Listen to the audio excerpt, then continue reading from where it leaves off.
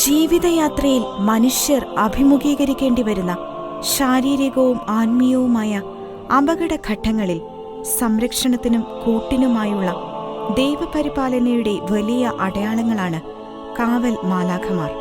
എന്റെ പ്രിയ കാവൽ മാലാഖയെ, അങ്ങയുടെ സ്നേഹത്തിന് ഞാൻ ഏറെ കടപ്പെട്ടിരിക്കുന്നു.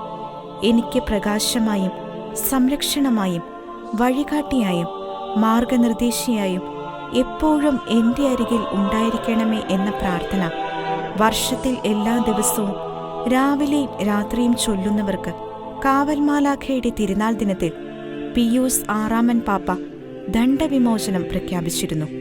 സ്വർഗത്തിൽ ഇവരുടെ ദൂതന്മാർ എന്റെ സ്വർഗസ്ഥനായ പിതാവിന്റെ മുഖം എപ്പോഴും ദർശിച്ചുകൊണ്ടിരിക്കുകയാണെന്ന യേശുവിന്റെ വാക്കുകൾ കാവൽ ദൂതന്മാരുടെ മാധ്യസ്ഥ ശക്തിയിലേക്ക് വെളിച്ചം വീശുന്നതാണ്.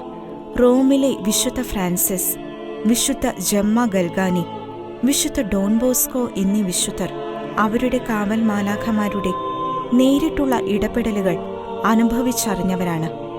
വീഴ്ചകളിൽ നിന്ന് കരകയറുന്നതിനും പ്രലോഭനങ്ങളിൽ അകപ്പെടാതിരിക്കുന്നതിനും അപകടങ്ങളിൽ നിന്നുള്ള സംരക്ഷണാർത്ഥവും കാവൽ മാലാഖമാരുടെ സഹായം സ്വർഗോന്മുഖമായ യാത്രയിൽ നമുക്ക് സഹായവും ധൈര്യവും പകരുന്നതാണ്.